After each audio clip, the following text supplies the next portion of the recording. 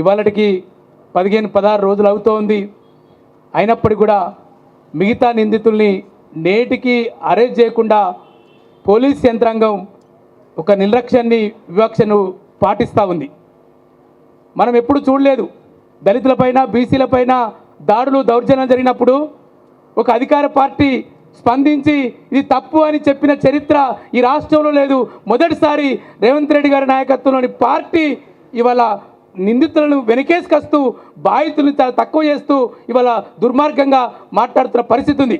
ఈ రాష్ట్రానికి హోంమంత్రి కూడా ఆయన్నే, ముఖ్యమంత్రి కూడా ఆయన్నే. ఆయన అనుకుంటే క్షణాలలో రిపోర్ట్ వస్తుంది. మా గణేష్ ఏంది, మా కీర్తి ఏంది, మా మౌనిక ఏంది, మా చంద్రకళ ఏంది, మనం మహేశ్వర్ ఏందని.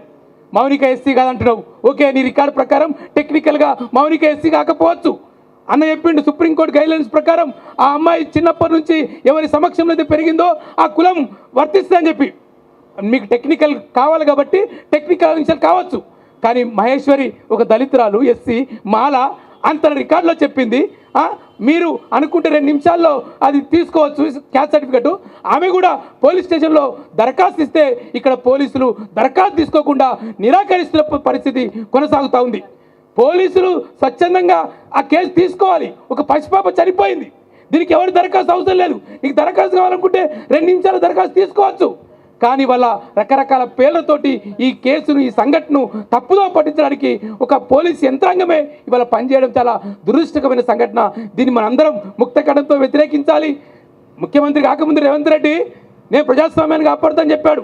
పౌరకుల సంఘాల మీటింగ్లకు పోయాడు. చాలా రకరకాల కథలు పడ్డాడు. ఇవాళ ముఖ్యమంత్రికి ఈ వేదికను చెప్తా ఉన్నాం. ఒక పసిపాప మరణించింది, దళితుల మీద బీసీల మీద దౌర్జన్యం జరిగింది, కేసులు అయినాయి. నువ్వు 3గురిని ఎందుకు అరెస్ట్ చేసినావు, మిగతా ఇంకా 5గురిని ఎందుకు అరెస్ట్ చేయలేదో సమాధానం ఈ ప్రభుత్వం చెప్పాలి. రెండోది ఎస్సీ ఎస్టీ కేసు నమోదైంది. ఎస్సీ ఎస్టీ కేసు నమోదైన 7 రోజుల్లో నష్టపరిహారం ఇవ్వాలి.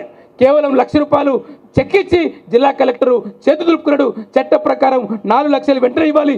తర్వాత ఛార్జ్ షీట్ అయినప్పుడు 8 లక్షలు ఇవ్వాలి. చట్టం చెప్తా ఉంది. చట్టం చెప్తా ఉంది. ఇచ్చిన మనం ఇచ్చిండు మేము ఇచ్చేసాం. ఎస్సీ ఎస్టీ కమిషన్ చేతులతోటి చెక్కు అవును, కలెక్టర్ ఒకటి ఇచ్చాడు. ఎస్సీ ఎస్టీ కమిషన్ అక్కడికి వెళ్ళింది, విచారణ చేసింది, ఎస్పీ తోటి కలెక్టర్తో కూర్చుంది. ఇప్పటికీ బాధిత కుటుంబానికి డబుల్ బెడ్రూమ్ ఇస్తాను హామీ ఇచ్చారు. ఎటువైంది మీ డబుల్ బెడ్రూమ్? వెంటనే ఒక ప్రొసీడింగ్ ఇచ్చి వాళ్ళు ఏం చెప్పారు బాధితులు కలెక్టర్కి, ఎస్పీకి, కమిషన్ చైర్మన్ ముంగట మేము కుమ్మరిలో ఉండలేము, మమ్మల్ని చంపేస్తారు, మేము నాగర్ కర్నూలు ఇవ్వమని చెప్తే కలెక్టర్ అగ్రి అయ్యిండు, ఇస్తా అని చెప్పిండు. ఇది ఇప్పటికి ఇన్ని రోజులు అవుతుంది, ఎందుకు ఇవ్వలేదని చెప్పి మేము ఇవాళ కలెక్టర్ను, ఎస్పీని అడుగుతా ఉన్నాం. ఇవాళ ఈ న్యాయమైన డిమాండ్లు ఉన్నాయి. వాళ్ళ మీద హత్యానేరం కేసు నమోదు చేయాలి. మిగతా మహేశ్వర్ ఇచ్చిన కంప్లైంట్ ఆధారంగా ఎస్సీ ఎస్టీ కేసు కూడా, ఇంకో ఎస్సీ ఎస్టీ కేసు కూడా నమోదు చేయాలి. ఇవన్నీ చేయాలి. కాబట్టి ఈ న్యాయ పోరాటాన్ని ప్రభుత్వం ఇకనైనా దిగి వచ్చి ఈ బాధితులకు న్యాయం చేయాలని కోరుతా ఉన్నాం. ఒకవేళ కనుక చేయకపోతే మా విచారణ ఆరాధన ఇడిచిపెట్టాడు. మాకు తెలుసు ఈ పోరాటాన్ని ఎంత దూరమైనా తీసుకుపోతాం. మేము ఈ అన్యాయానికి ఉండడానికి మేము ఉన్నామని చెప్పి కోరుతూ మీ అందరికీ పేరు పేరున జై భీమ్.